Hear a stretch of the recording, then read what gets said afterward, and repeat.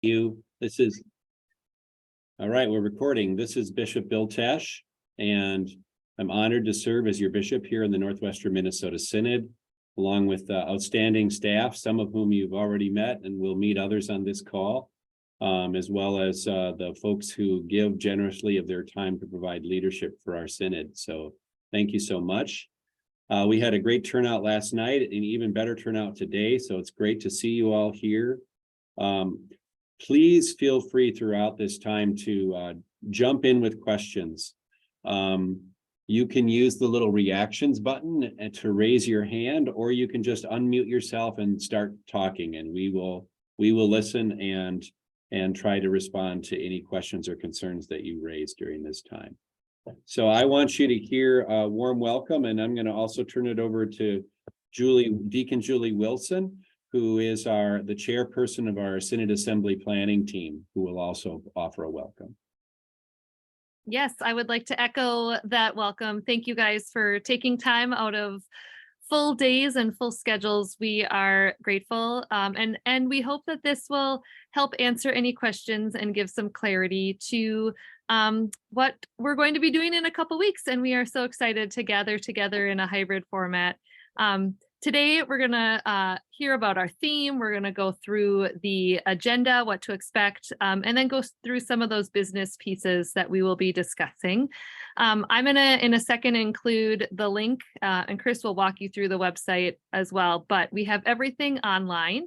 And if you receive the packet that in the mail, it is a lot of paper. And so we also want to be resourceful. And so you won't be having copies to pick up at the assembly. So we do hope you'll do your homework ahead of time and look through things and print as you would like. But we are so grateful you're here today. And we're going to kick it off by hearing about our theme for this year's assembly.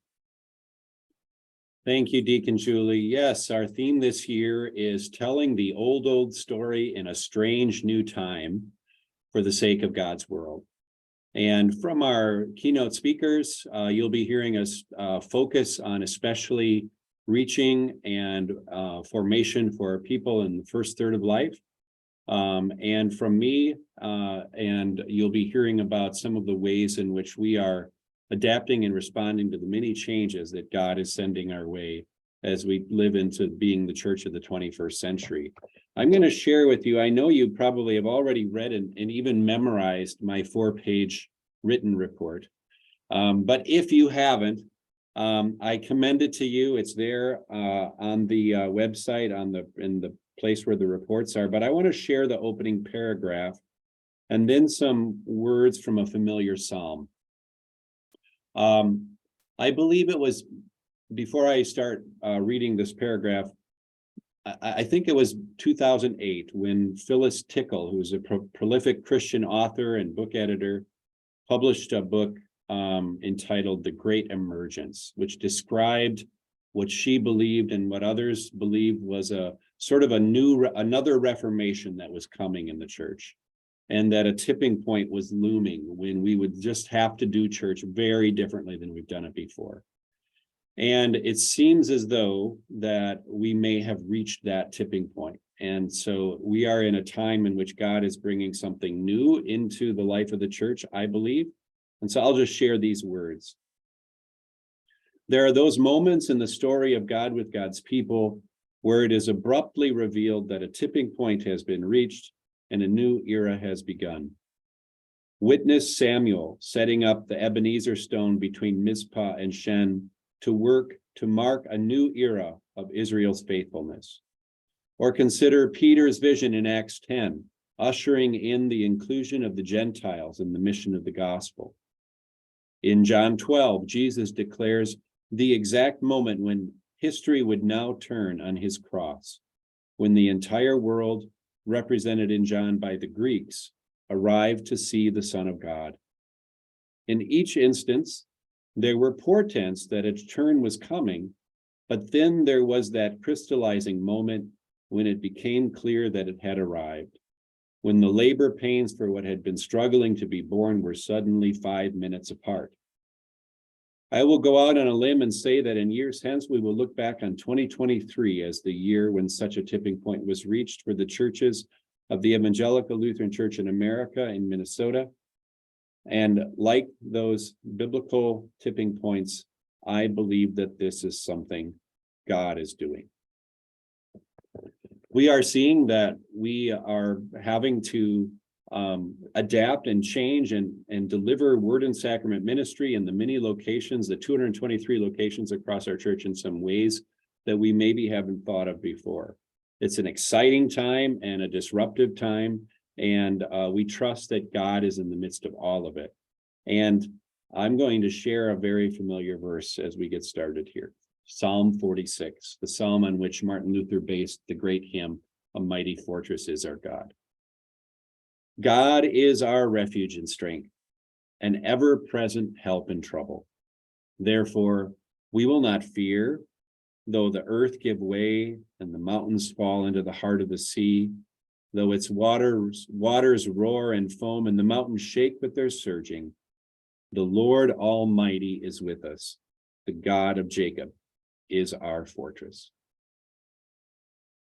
And with that, I'll turn it over to you, Julie, for a walk through the agenda. Yes, thank you. We know that this is a new format for you for the assembly, but we're really excited to be able to gather in person and to experience the assembly in one day. We know that to gather for us all together, it takes more time and more time for you to travel. And so we hope that this will help you get to your location in under 2 hours, hopefully. So we are gathering in our 4 sites. Hopefully you've registered for one of those 4 sites. You will show up. Registration starts at 8:30. There will be time for some coffee and wonderful fellowship with others. So we hope that when you get there, you can visit for a little while before we start with worship. And worship will be at 9:30. We all will watch worship together or worship together. And it will be the same service, except when it comes time for communion, we are going to pause and do communion live with those gathered at your location. So we'll have communion, we'll take a quick break, and then we're going to get to the business part of our meeting. That will be held on Zoom. You will be live in your location, but we will be live streaming it to the different sites. And so you will experience it all together. We'll talk about the business pieces and if you want to speak at the floor in a little bit. But one of the things, if you have been at a Synod assembly in the past years that we've been online, one of the biggest hiccups for some folks has been the voting. And this year we will do the voting in person. We'll have our red and green cards, so you don't have to worry about signing on or checking email or anything. That will all be in person. So we have worship, and then we'll gather for our business. We're very excited to have a keynote from Kara Powell from Fuller Institute, as well as a wonderful Q&A discussion with some young adults and our ELCA representative. So there's some wonderful things that will take place in and amongst fellowship and worship and the work that we need to do as the Great Northwest Minnesota Synod. So I think, Chris, you're going to share some more highlights. Yeah, a few more things first. If you registered to be at Fergus Falls and you received an email from me on Friday that said you are going to Moorhead, my computer was very tired on Friday afternoon. And when I exported the stuff from the registration platform to my spreadsheet, it got all wonky. So I've changed quite a few, but if yours is wrong, please let me know and I will happily change that on my spreadsheet. Sometimes my computer gremlins get the best of me.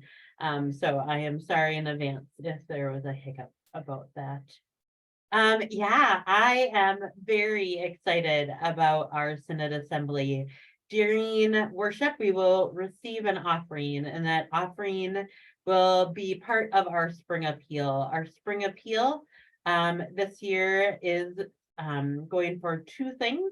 One is our work with our companion synod, the Andhra Evangelical Lutheran Church of India. And the other half for grants crossed our synod for churches and ministries to apply for to be green. And the application just got finalized. And so that will be going up on our Spring Appeal website. And so Pastor Daphne Urban, who's on this call, is part of that. And so we're excited to offer up both of those things. So an offering will be received and you will be able to donate in person during worship or online. And at this time, I also would like to share with you the website because we will be talking about many things that are on the website. So this is our homepage, nwmnsynod.org. And as Deacon Julie said, we aren't going to be having paper copies of anything unless there is a contested election. And at this point, there isn't, but there might be, and we'll get into that in a little bit. The business will be on on your screen at your location, so you'll be able to read. But this is where you can find all the information. So on the main page, you scroll down, click here for Synod Assembly information. And then registration link, Synod Assembly business items, Synod Assembly reports. This is where you can find Bishop Bill's report that you can memorize and get back to him. You can find partner reports, the other staff reports. And then I just put up last night's business meeting. So if you want to be a hardcore nerd, you can watch that one to see if anything different was said. A couple of other downloads on this page. A couple Robert's Rules of Order, some things like that. The current draft of our Synod's Constitution, a Synod Assembly Handbook, which is one of the things that was in the mailing. And then the main thing that we are going to talk about today is the Synod Assembly business items. And so compensation guidelines, the rules, the budget items, resolutions, and then our current ballot and audit report. And so we will be digging into those things today, but you can find it from our homepage to Synod Assembly, and you can find that in the chat as well. So I'm going to have Bishop Bill speak to the rules since it's a little different this year. Okay, thanks, Chris. So you'll remember that in 2020, we didn't have a Synod Assembly because of COVID. And then in 21 and 22, we did a totally online assembly. And this year we're having a kind of a hybrid where we're gathering in 4 locations and then communicating with each other across those locations via technology. And we are accomplishing all of our business in one day, whereas past in-person Synod assemblies and probably future ones were closer to 2-day events. And so in order to accommodate the schedule of a 1-day assembly and also to deal with the realities of remote meeting, we have revised the rules both the last 2 years and again this year to reflect that. And the most important rule change is the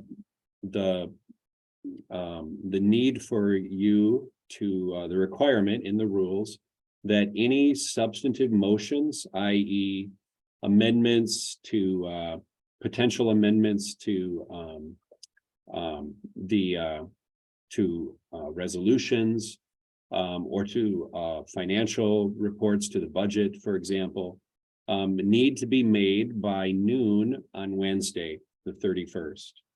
And you can send an email to nwmnassembly@gmail.com, which was just posted in the chat feature by Chris. Thank you, Chris. Same goes for any new nominations. We have a full ballot, a full slate of people for all of the open offices. But if you wish to make additional nominations, you can do so, but you must do so by March 31st, or March, I keep saying March, May 31st, on Wednesday, May 31st. Now, it's still possible to make substantive motions during the assembly, but we would have to first vote to amend the rules, and that requires a 2/3 vote by the assembly.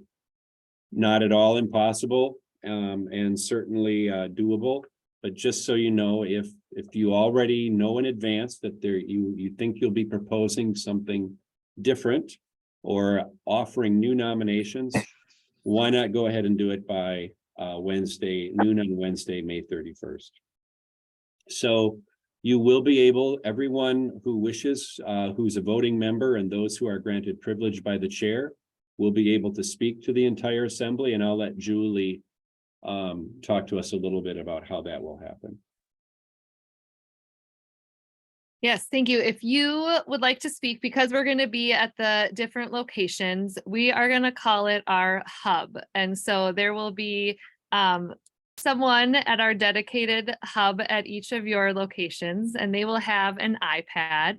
And so if you would like to speak to one of the resolutions, you will go to that hub. They will communicate with our Vice President Sharon Josephson and Bishop Bill, and they will then allow you time to speak. And so it won't be going to a microphone like an in-person assembly. You will go to that hub iPad, where you will then be a part of speaking to one of the resolutions, and they'll ask for your name and what church you are a part of, and if you're speaking for or against. And then when it is your turn, you may speak. So I think at this point, I would love to just pause and see what questions people might have, both in terms of, so we've covered kind of the agenda, locations, and then the rules, and how the business stuff will work. And then we'll get into more of the business matters. But if you either want to raise your hand or unmute yourself, if you have any questions or clarifications up to this point.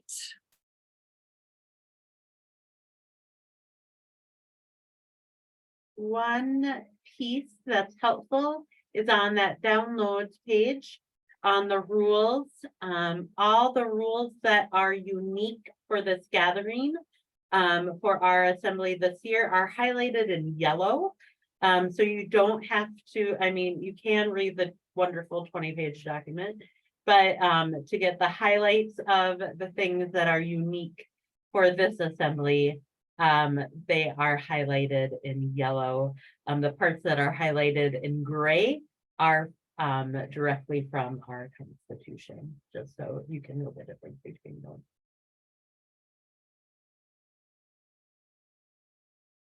And Thank just to you, remind, Chris. oh, Go sorry. ahead. I was just going to remind you again, you don't have to worry about bringing a computer or a phone or anything to vote, that'll all be in person. And we will provide all the materials that you'll need for that when you arrive. Pastor Daphne? Hi, I'm here with Tom Lucy. He has a question for you guys. Okay.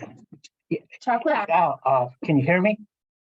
Yes. Anyway, there is something that is very, especially in Minnesota and where there's a lot more Native Americans. I would like to address the story, a true story about the Choctaw Nation and what they did for the starving Irish during the potato famine. it's a very moving story, and if there's any way I could get that message out to the ELCA church or even in a small group, I would love to do it. Thank you, Tom. I would love to visit with you about that. And we also have our Native Neighbors table, which it sounds like you may have an interest in being a part of. They're always looking for new members. Well, And- I gave them a picture of Chief Black, and I drew it and gave it to them at the People's Church. Yes, at the People's Church, and which is one of the ministries that our Native Neighbors table relates right, to. yeah. But I don't think there will be an opportunity in assembly to really address that Yeah. issue, but we can sure help you amplify that story. And it sounds like a Yeah, story that. And you it's want to. like this really nice story. It's a true story. Yeah, And I'm and somewhat it- familiar and with that story too. it's got a lot of heart. Thank you, Tom. Well, thank you. Thank you, Bishop. So seeing, again, if there are comments, feel free to unmute and chime in, and we'll pause to receive comments or questions. I want to move on to the business items. So I will talk about the two resolutions that we have for this assembly. And before I do that, I also would like to talk about another business item related to our Synod mission plan, also known as our Synod budget. When you look at the plan, if you look closely, you'll notice one fairly significant change, which is our funding for our partnership support of Luther Seminary. After extensive conversation with our Synod Council and with President Robin Steinke at Luther Seminary, and in consideration of our desire as a synod to be more deeply engaged with our Indigenous neighbors, and after also long conversations with our Episcopal our partners of the Episcopal Church, we are proposing that we revise our Synod mission plan or our Synod budget to reduce our partnership support to Luther Seminary by about 2/3, from $60,000 to about $40,000 or to about $20,000 a year, freeing up $40,000 for a partnership ministry with the Episcopal Diocese and on White Earth Reservation, which would be a leadership formation ministry that we engage in, where we can form deep relationships and partnerships with our Indigenous neighbors while being deeply formed for leadership, both in daily life and in our church. That plan is still unfolding, and we're still in the process of building trust across relationships, and much more to come on that. But I want you to be aware that before we propose this change, we had conversation with President Steinke, who affirms the change as a positive step forward for adapting to the realities of formation here, and also as a way of acknowledging some of the changes that have happened over the years in the way seminaries are primarily funded. And she will actually be present at the Moorhead location and speaking to our assembly about Luther Seminary and its important mission in forming leaders for the future of our church, and some of the new pathways to ordained ministry that have been created, and also about this particular change and her support of it. So I wanted to raise that up to you so that you are aware of it, because sometimes in budgets and financial reports, important changes like that can get overlooked. So I want you to be aware of that.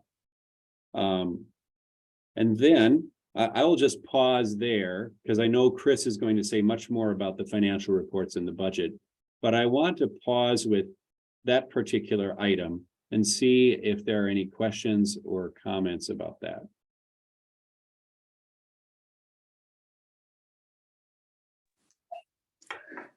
Just so you know, the Synod Council did discuss this in detail and in depth And one of the things that we've been very, very interested in doing is following our strategic plan. If you remember back when Bishop Bill was first elected, now 4 years ago, we embarked on a strategic plan. The first item was dealing with many of the issues dealing with our rural communities and also dealing with our ministry on the various Indigenous people projects that we're involved with. And so when this came about, it was a real step forward in looking at a way that we can deal with existing ministry and enhancing that. And thankfully, Luther Seminary thought this was a good idea too. And after discussion, we did approve this from the Synod Council level. So I thought that might be helpful, Bishop Bill. Thank you, Sharon Josephson. That's Sharon, our Synod Vice President. So thank you for that helpful comment. All right, I want to move on to the two resolutions. The first resolution is an annual item of business that you'll see at every Synod Assembly every year, which is a resolution to approve the 2024 compensation guidelines for rostered ministers, Synod authorized ministers, and lay professionals. There's a lot of documents there. There's 6 separate documents. So that's why we have a separate resolution to approve all of them at once. And you can sure read through all 6 of them. And I think it would be fantastic if you did. But if by chance you don't have time to read through all 6 of those documents beforehand, I would just like to lift up for you what the 2 changes are that the task force dedicated to planning the changes each year has lifted up. So the first one is the cost of living adjustment for 2024. After extensive discussion, the task force determined that that cost of living adjustment should be set at 4%. Why 4%? It's just a guess. Right now, inflation is at around 5%, and this is kind of a hope and a prayer that it might be down to 4% when we come to the end of this year. So that's, of course, it's anybody's guess these days where it will be at. But right now, that's sort of what they're projecting for year end. So a 4% cost of living adjustment. And then they're also proposing another change. This will be the 3rd year in a row that we've had a change to our family parental leave. You might remember, if you're a Synod junkie like me, that a few years ago we had quite a bit of conversation and eventually decided as a whole Synod to increase the paid leave for maternity and paternity leave from 6 weeks to 8 weeks. And then last year, we found the need to offer some clarifying language about expectations for the congregation around for the calling body around paternal and maternal leave, and just what that actually looks like and should look like. Now this year, the task force is proposing increasing from 8 weeks to 12 weeks. And the reason for that is to bring the benefit in line with what benefit is now available to all workers who live in Minnesota, who live and work in Minnesota. As you may be aware, the legislature passed a law requiring 12 weeks of paid leave, that it be made available if it's requested. And there's even some state funding for that, yet to be determined if that's available to religious bodies. When we will certainly, I'll be working with the other bishops in Minnesota to advocate for that. But even if there is not that funding, we felt it was important as a task force to offer the same benefit to our rostered ministers that is available to all other people who live and work in Minnesota. So those are the 2 substantive changes to the guidelines, to all 6 of them. And I will just pause to see if there's questions or comments about that.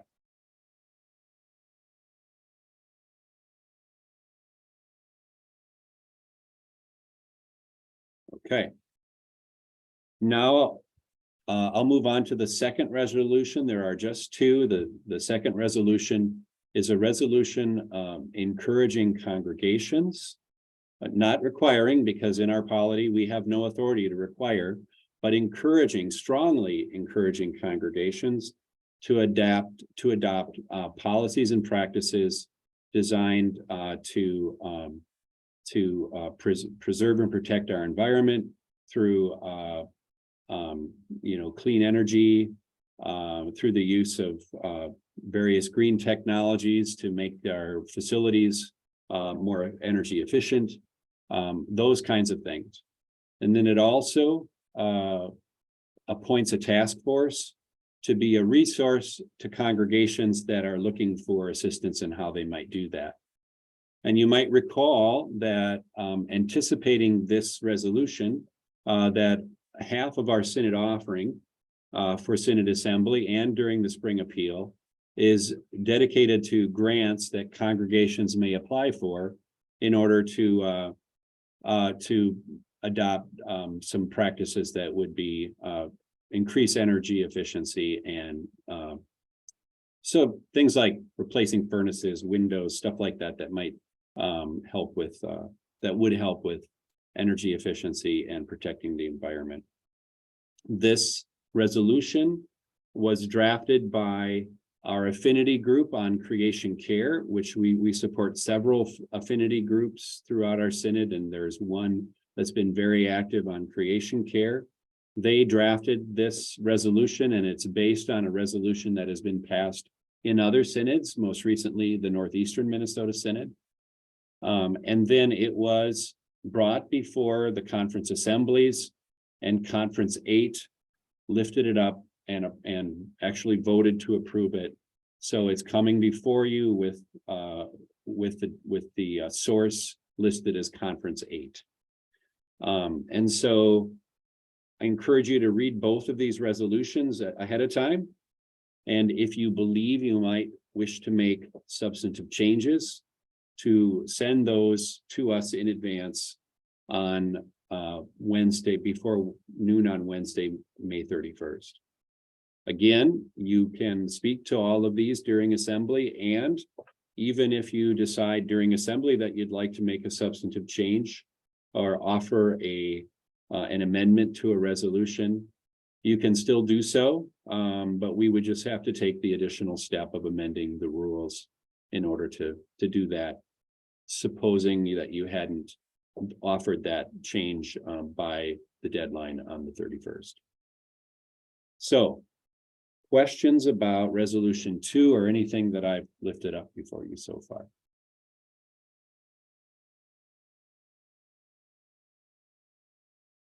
Seeing no questions, we're going to move on to Pastor Chris Eldridge, who's our Synod Treasurer. He's going to talk to you about our financial reports and the budget.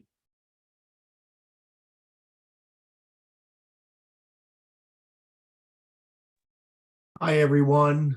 This is Chris Eldridge down in Fergus Falls. Glad to be here with you this afternoon. I have the privilege to serve as a Synod Treasurer, and I want to run through some of the information that is available to you as we make decisions at our assembly about the upcoming budget. I have put in the text of the chat box for you my contact information with my email and my cell phone number, and then I also put in the documents, the name of the documents that I think are going to be most helpful to you as you start looking at the numbers. My intention here this afternoon is not to flood you with a whole bunch of numbers. We got 10 days or so before the assembly starts. So I just wanted to kind of highlight for you what the important documents are, and actually also the priority that I would suggest that you look at them on the website to get a handle on our action which is primarily in the assembly, we are looking to adopt a preliminary budget for fiscal year 2025. Okay, so fiscal year 2025 means that I probably ought to stop for a second and explain the dates and how we name these fiscal years. We're in calendar year 2023, but as a synod, our fiscal year ends not in December like most of our congregations do, but it ends at the end of January. So even though we are in calendar year 2023, we're actually operating with a budget that's named fiscal year 2024. Okay, it's just a naming convention that is used. They always name the fiscal years by their ending date. So in our assembly in 2023, we're actually looking at a preliminary budget for being a year ahead, right? So that year ahead budget is actually for 2025. Okay, I hope that makes sense. But so I want to just take a second to show you where those documents are and just give you a very brief explanation, kind of an overview. So Chris is going to bring up on our screen the page for the business items on the screen, and you'll see that the very first one really that you want to look at is called Budget Comp FY 2025 versus fiscal year 2024. That is probably where I would start. And what that does is it gives you two columns of areas and numbers, one for the current fiscal year that we're in, 2024. And then to the left of that, it gives us fiscal year preliminary budget that we are proposing. And if Chris, maybe if you would just click on that for a second and bring it up for everyone to look at, we can see that chart also gives us actually a change in percentage over there on the far right side. So as you look at this page, what we're going to be voting on is in the middle, FY 2025. To the right of that is what we are currently operating with budget-wise. And then on the far right side shows you the changes in from 24 to 25. And you're welcome to ask questions about this of me. You'll notice on the far left-hand side, there's some line numbers. So you can say, well, what the heck is line number 7 or line number 8 all about, where there's a 100% change? Those kinds of questions, happy to answer. Send me an email, give me a call on the cell phone, and we can figure out a way to get that out to you. But this is basically what we're going to be voting on for the budget for fiscal year 2025. Chris, if you would go back, please, and just bring up for us the budget comparison report for Synod Assembly. Budget comp report for Synod Assembly 2023. I'd probably look at that second. And that basically just gives you a little more history, a little more context about how the budget has been constructed in times past. Okay, so it goes back 3 years rather than just 2 years, just to give you a little bit more history. Again, line numbers, you're welcome to ask questions. So like, for example, if you stopped right there, Chris, you'd see on line 8, transferred from restricted, directed, development, rev, And it's all the way over. There's a $40,000 number in that right-hand column. That's actually an addition that we're proposing to the budget for the coming 2025 fiscal year. It's proposed, it's preliminary. We don't actually have a person totally on board yet to do that, but we're kind of working in that area. So that really is the two pieces that I wanted to show you in terms of the budget itself. The next in line, if you want to take a look at what the actual year, what this year we just finished up in January, that is that fiscal year or FY 2023 year-end summary document.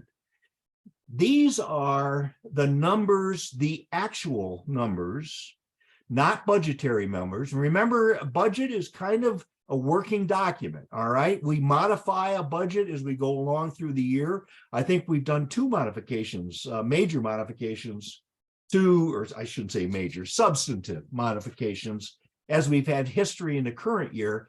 But these are the numbers in a summary form that where we actually ended up last year, fiscal year, at the end of January. This is the report that goes to the Synod Council at their every month. And this will just give you a sense of where the audit report is coming from when we talk about, and John Wold is going to be talking about the audit report on the Assembly Day itself. And that audit report is also enclosed in that list of documents that Chris has put up there on the website for us. So that's just a little bit of an oversight of the kinds of information that are available to you. I think they're pretty straightforward, explanatory, but again, if you have questions or concerns, please feel free to let me know. And I'll pause right there and see if we want to move on with questions or if we want to move on in our agenda. Pastor Maggie,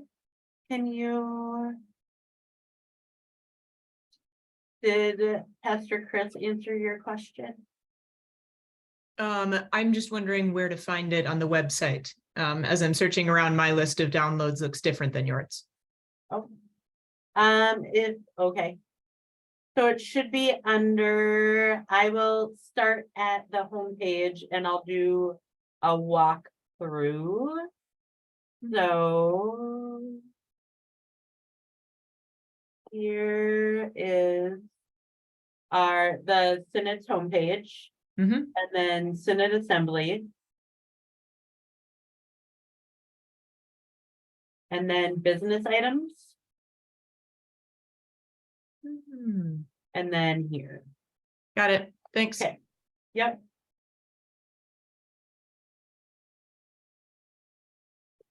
Great question. Any other questions? We want you to be well-informed and to have all the materials you need to be a well-informed member of the assembly. Great. Well, thank you, Chris.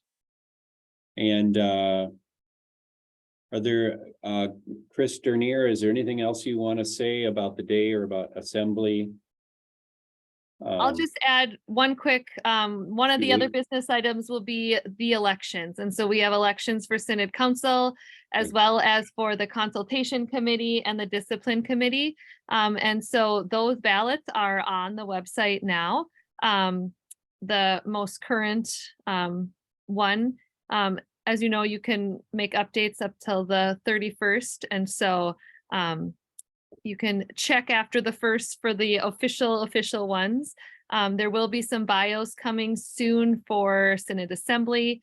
And so we would encourage you to keep checking that Synod Assembly page in the coming days, as it's a fluid site and a fluid document. So, but there will be, that is our last item of business too, is that we will have some of those elections. And then just as we wrap up, if there are any other general questions or thoughts as we close out our time here? Bishop Bill? Yes, This is Sharon Josephson, and I'm your current vice president. And I would like to commend the staff of Bishop Bill. I would like to commend the Synod Council. Chris and Julie do an outstanding job.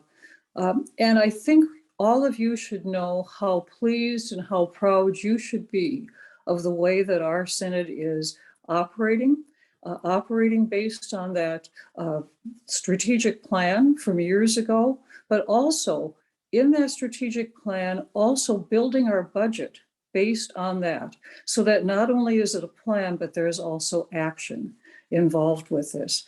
I meet regularly via Zoom with the 65 other vice presidents throughout the country, and you should be very pleased. We are a trendsetter.